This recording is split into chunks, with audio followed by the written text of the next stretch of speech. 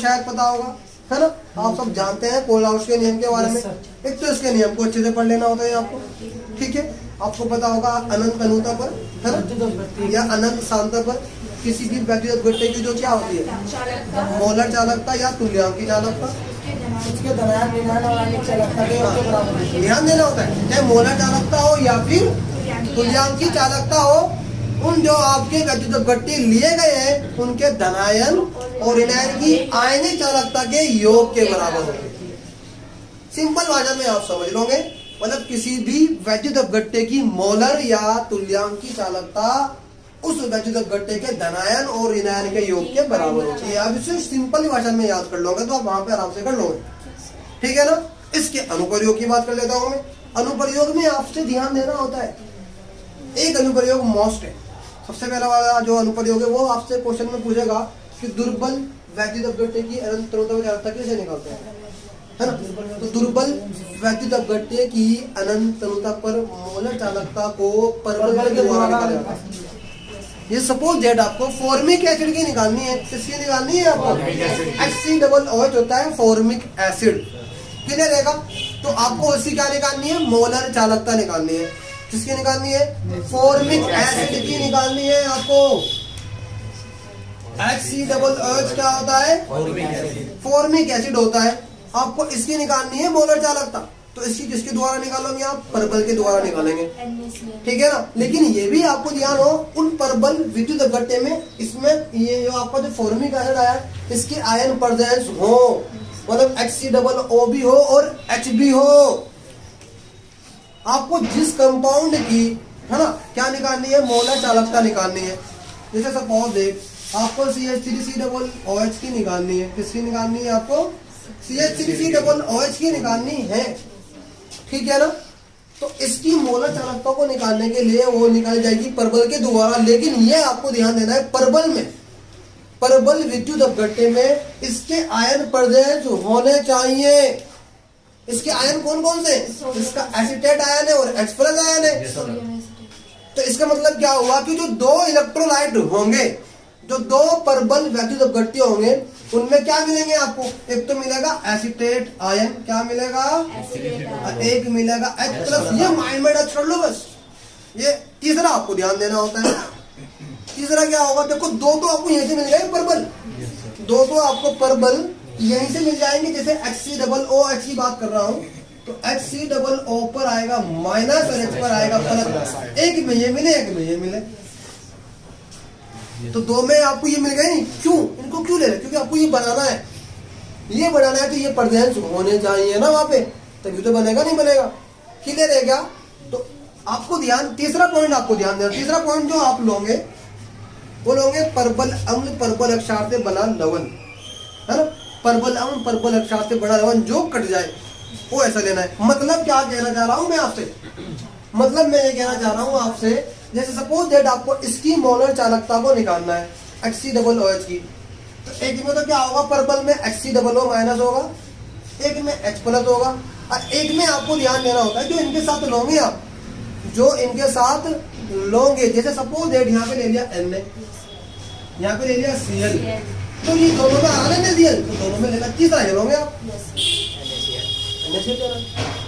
Na कितने में जाएगा, Cl से, ये बस क्या आएगा, क्लियर है क्या। ये दिमाग का थोड़ा इस्तेमाल करना पड़ेगा। जैसे CH3COOH की बात कर रहा हूँ, किसकी बात कर रहा हूँ, साथ में मान लो आपने ले लिया K+, क्या ले लिया, क्या ले लिया आपने, Br माइनस, क्या लोगे, तीसरा क्या लोगे, KBr, NaBr में KBr जो कट जाए, कैसे क्या कहते हैं, मतलब इसी से ही आप क्या निकाल लोगे, मोलर चालकता को निकाल सकते हैं। लेकिन थोड़ा दिमाग का इस्तेमाल करना होगा, समझ आ रहा है। देखो ध्यान देना होता है, मैं क्वेश्चन भी कराऊंगा, टेंशन न लो आप यहाँ पे, लेकिन सवाल समझो पहले। जैसे सपोज दैट NH4OH दे दिया, आपको दे दिया NH4OH, ये आपका दुर्बल विद्युत अपघट्य है। क्या है ये, आपको जो परबल लेने हैं, जो परबल लेने हैं वो 3 लेने हैं। परबल जो वैद्युत अपघट्य लेने हैं वो 3 लेने हैं। ये दुर्बल है, आपको इसकी मोलर चालकता को निकालना है, क्लियर रहेगा। तो ध्यान देना होता है, परबल में NH4 भी आया हो और OH भी आया हो, NH4 भी आया और OH भी आया हो। क्लियर रहेगा? अब यहाँ पे ध्यान देना है, NH4 प्लस आएगा एक में और एक में आएगा OH माइनस। दो तो पूरे हो गए, तीसरा जो होगा जो इन दोनों में आया होगा वो तीसरा होगा। मान लो आपने ले लिया K, सॉरी यहाँ पे ले लिया आपने Br माइनस, यहाँ ले लिया आपने Na प्लस, तो तीसरा क्या होगा NaBr हो जाएगा। तीसरा क्या होगा दोनों में आ रहा नहीं आ रहा NaBr, तो मतलब इजी बैलेंस होता है भाई। समझ नहीं आ रहा पॉइंट? समझ आता है का? जैसे और भी एग्जांपल है, जैसे आपको निकालनी सपोज HCl की निकालनी है, आपको किसकी निकालनी है? आपको HCl की मोलर चालकता को निकालना है। तो क्या करोगे आप? देखो दो तो यहीं से मिल गए आपको, दो तो यहीं से मिल गए, H प्लस मिल गया और Cl माइनस मिल गया।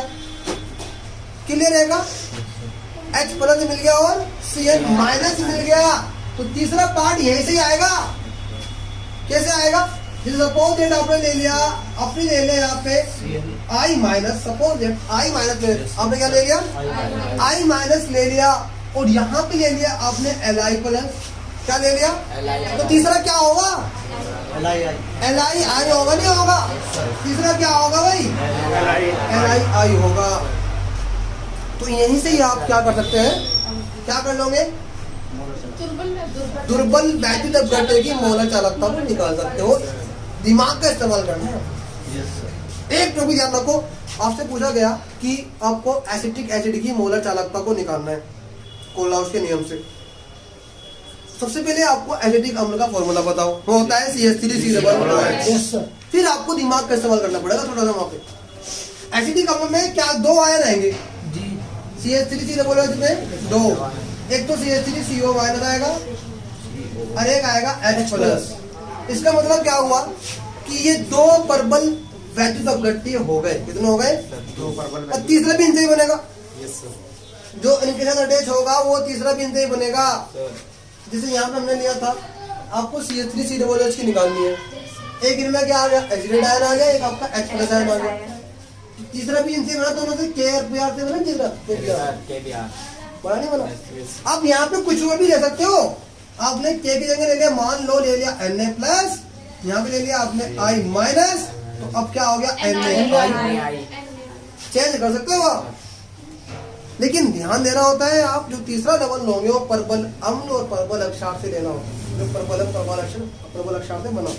क्लियर है क्या? तो निकाल लोगे नहीं अभी आप मोलर चालक? कराऊं क्वेश्चन को?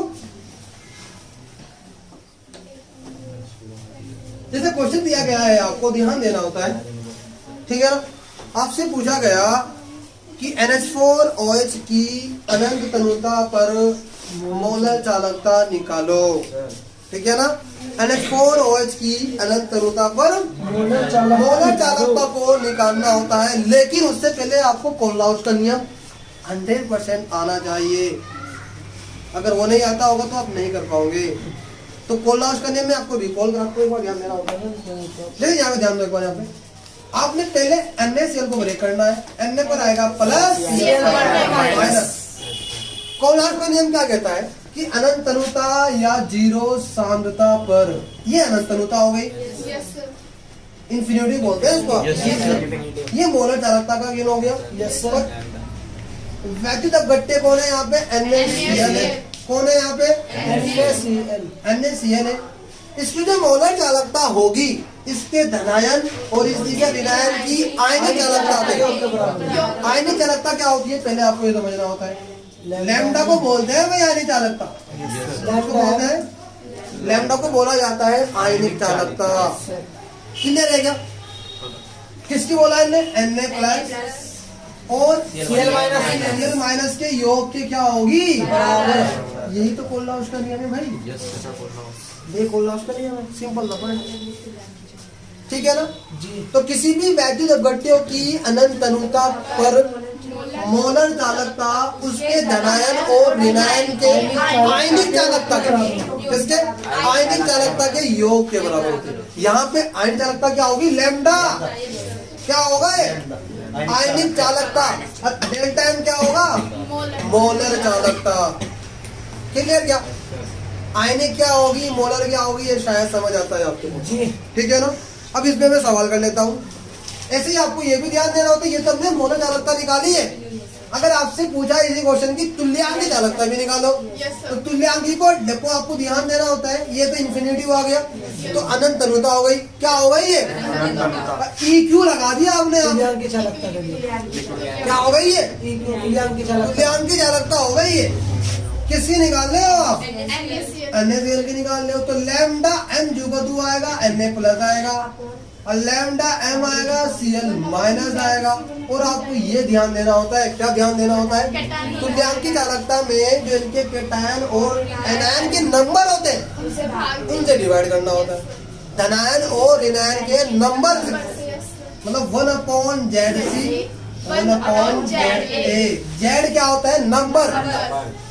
धनायन की संख्या, ऋणायन की संख्या क्या होती है भैया? एक का गया था। हाँ, ZC होती है धनायन की संख्या। ZA क्या होगा? ऋणायन की संख्या होगी। क्लियर है क्या? Yes sir. समझ आ गया ना आपको ये पॉइंट? क्लियर हो गया होगा पॉइंट। आपको तो ध्यान देना होता है, तुल्यांकी चालकता वैसे निकाल लोगे, ये क्लियर होगा। समझ नहीं आता क्या? तो यहाँ पे हम क्या कर रहे थे भैया? हम आपको बता रहे थे कि आपको क्या निकालनी होती है,